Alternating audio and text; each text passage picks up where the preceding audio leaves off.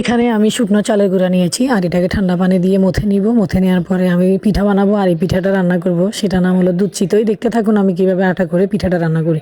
তো hello everyone, আসসালামু আলাইকুম, ওয়েলকাম করছি মাই নিউ ব্লগ আমার সংসার। রীতিমতো আমার পাশে তো অবশ্যই থাকেন। তো আপনারা কেমন আছেন? আলহামদুলিল্লাহ আমি আপনাদের দোয়ায় অনেক ভালো আছি। তো ভালো না থাকলে তো রান্নাবান্না করতে পারবো না, নিত্য নতুন খাবারগুলো দেখাতে পারবো না, পিঠা বানানো শীতের এটাও দেখাতে পারবো না, নতুন নতুন সবজি রান্না মাছ রান্না সেটাও আপনাদের সাথে শেয়ার করতে পারবো না। তো চলেন শুরু করা যাক কীভাবে আমি আটাটা রেডি করতেছি। এই পিঠার আটাটা ভালোভাবে মথতে হবে। যত মথবেন তত পিঠাটা সুন্দর হবে, যত মথবেন তত পিঠাটা ফুলকো ফুলকো হবে, জালি জালি হবে। আর এই জন্যই বেশি করে মথে নিতে হবে এবং কি ভালো গরম পানি দিতে হবে। ফুটানো গরম পানিটা দিলে পিঠাটা বেশি ফুলকো হবে, বেশি নরম হবে, বেশি তুলতুলে হবে। তো যাই হোক মিলবিটাই নিয়েছি। মিলবিটার পাশাপাশি আমি পাউডার দুধে দিব। তবে মিলবিটাটাকে আমি আগে জাল করে ঘন করে নিব। যেভাবে ফুডিংটা আমরা বানাই, ফুডিংয়ে দুধটা যেভাবে ঘন করে নিতে হয় ঠিক সেভাবে এই পিঠাতে দুধটা ওইভাবে ঘন করে দিতে হবে। আর পাউডার দুধটা আমি পানি দিয়ে গুলে দিয়ে দিব, না হলে একদম টেস্ট আসবে না। মিলবিটা দিয়ে হবে, তবে মিলবিটার পরিমাণটা বেশি লাগবে। যদি মিলবিটা কম হয় আপনি পাউডার দুধটা গুলিয়ে দিতে পারবেন, এরকম একটা আর কি। তো যাই হোক বেশি করে মথে নিলে পিঠাগুলো ফুলকো হবে, আগে বলেছি জালি জালি হবে। তো পিঠা বানানো শেষ হলে এগুলোকে আমি কেটে টুকরো করে নিব। মানে এটা তো বড় সাইজের, এত বড় পিঠা যখন আমি রসে ডুবাবো তখন এটা একদম বিশাল বড় হয়ে যাবে, ও তুলে খেতে গেলে ভেঙে যাবে। যার কারণে এটাকে 4 টুকরো করে নিলে মিডিয়াম সাইজ হবে, তুলতে গেলে রসে থেকে পিঠাটা একদম ভাঙবে না। তো এই জন্যই আমি বড় বড় করে বানিয়ে নিচ্ছি। আর আমার সিলিন্ডারে অপচয় করে লাভ নাই, বড় বড় করে দিয়ে দিলে যে কথা, ছোট করে বানালে সেই কথা। তো যাই হোক এইভাবে আমি সবগুলো পিঠা বানিয়ে নিচ্ছি। বানিয়ে নেওয়ার পরে এগুলোকে কেটে নিব। কেটে নেওয়ার পরে আমি কীভাবে রান্না করবো সেটা অবশ্যই তো দেখবেন। তো আমি খেজুরের গুড়গুলোকে গুঁড়ো গুঁড়ো করে ভেঙে নিব। ভেঙে নেওয়ার পরে এটা পানিতে দিব। পানিতে দিলে এটা বলক আসলে এটা গলে যাবে। গলে গেলে আমি নারকেল ছেড়ে দিব।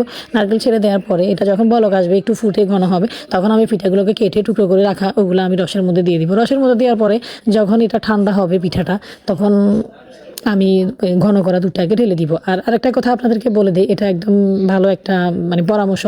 অনেকে খেজুরের গুড় দিয়ে পায়েস রান্না করে, পিঠা রান্না করে। গরম দুধের মধ্যে কখনো খেজুরের গুড় দিবেন না, তাহলে দুধ ফেটে যাবে। আপনি দুধটাকে আলাদা ঘন করে জাল করে নিতে হবে আর খেজুরের গুড়টাকে জাল করে দিতে হবে। দুধটাও ঠান্ডা হতে হবে, গুড়টাও ঠান্ডা হতে হবে। মানে দুধ এবং গুড় দুটাকে আলাদা জাল করে ঠান্ডা করে নিতে হবে। পরে গিয়ে আপনি এটাকে মিক্স করতে হবে, তাহলে আপনার দুধ কখনো ফেটে যাবে না, একদম সুন্দর হবে। বিশেষ করে খেজুরের গুড়ে যদি দুধ ঢেলে দেওয়া হয়, দুধের মধ্যে গুড় ঢেলে দেওয়া হয়, তখন দুধগুলো ফেটে ছানা হয়ে যায়। আর যদি আপনি দুইটাকে জাল করে ঠান্ডা করে ঢেলে দেন তাহলে একদম ছানা হবে না, পিঠাটা একদম রসালো রসালো খুব সুন্দর এবং কি অনেক খেতে টেস্ট হবে। তো এই তো আমার গুড় জাল দেওয়ার পরে আমি পিঠাগুলোকে ছেড়ে দিয়েছি। পিঠাগুলো ছেড়ে দেওয়ার পরে যখন পিঠাগুলো নরম হয়ে যাবে তখন আমি এটাকে চুলা অফ করে দিব। অফ করে দেওয়ার পরে যখন পিঠা ঠান্ডা হয়ে যাবে, দুধ তো অলরেডি ঘন করে রেখে দিয়েছি, ঠান্ডা হয়ে গিয়েছে। যখন আমার পিঠাটা ঠান্ডা হয়ে যাবে তখন আমি দুধটাকে ঢেলে দিয়ে মিক্স করে নিব। আর এখানে আরেকটা কথা বলে নেই, দুধটাও জাল করা, পিঠাগুলো রান্না করা। অতএব এখানে যখন দুধটা দেওয়া হবে তখন আর জাল দেওয়া লাগবে না, জাল দিলে আবার দুধটা ছানা হয়ে যাবে। তবে জাল দেওয়ার প্রয়োজন হয় না, দুধটাও ঘন করা। আপনি ঢেলে একটু পাতিলটাকে নেড়ে দিলে দুধগুলো মিক্স করে ফেললে পিঠাটা একদম রেডি। আর এটা তো সাথে সাথে খাবো না, আধা ঘন্টা 1 ঘন্টা 2 ঘন্টা পরে খেলে তখন দুধ আর মিষ্টি একসাথে হয়ে যাবে, পিঠার ভিতরে চলে যাবে, তখন পিঠাগুলো একদম তুলতুলে হবে। বিশেষ করে আজকে রান্না করে কালকে খেলে এটা তো একদম রসমালার মতো হয়ে যাবে। আমার দুধ চিতইটা এত ফেভারেট, আমি আপনাদেরকে বোঝাতে পারবো না। আমাদের বাসার সবাই এই দুধ চিতই পিঠাটা অনেক পছন্দ করে। আর আমি ঝাল আইটেম থেকে মিষ্টি আইটেম বেশি পছন্দ করি। মিষ্টি আইটেম একদম আমার পছন্দের একটা খাবার। আর এই জন্য আমার মাঝে মাঝে ডায়াবেটিস বেড়ে যায়। তো আমাকে ডাক্তার বলেছে চিনি মিষ্টি একদম অ্যাভয়েড করার জন্য। আমি অ্যাভয়েড করি না, কারণ হলো আমি এটাই পছন্দ করি। কীভাবে অ্যাভয়েড করবো? তবু মাঝে মাঝে একটু অ্যাভয়েড করতে হয়, পাশাপাশি ওষুধ খেয়ে নিই। ওষুধ খেয়ে নিলে ডায়াবেটিস আর বাড়ে না। আর ডায়াবেটিসটা তো এমন একটা রোগ যেটা ছোট বৃদ্ধ বয়স্ক মাঝারি সবারই আছে। ডায়াবেটিস এটা রোগ না, এটা হলো মিষ্টি থেকে খাবারটা খেলে তখন ডায়াবেটিস উঠানামা করে। তো আমার ডায়াবেটিসটা এত মারাত্মক না, আমি যদি কন্ট্রোলে নিয়ে আসি বা মিষ্টি কম খাই তখন আমার এটা কন্ট্রোলে থাকে। তো অনেকেই বলবেন আপু আপনার ডায়াবেটিস, আপনি কেন খান?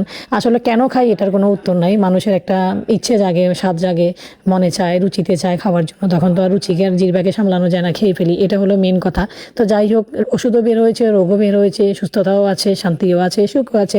তো যাই হোক অনেক কথা বলেছি। আমার পিঠা বানানো দেখবেন কেমন হয়েছে কমেন্টে জানাবেন। আসসালামু আলাইকুম, থ্যাংকস ফর ওয়াচিং। আল্লাহ হাফেজ, ভালো থাকবেন, দেখা হবে নেক্সট ভিডিওতে।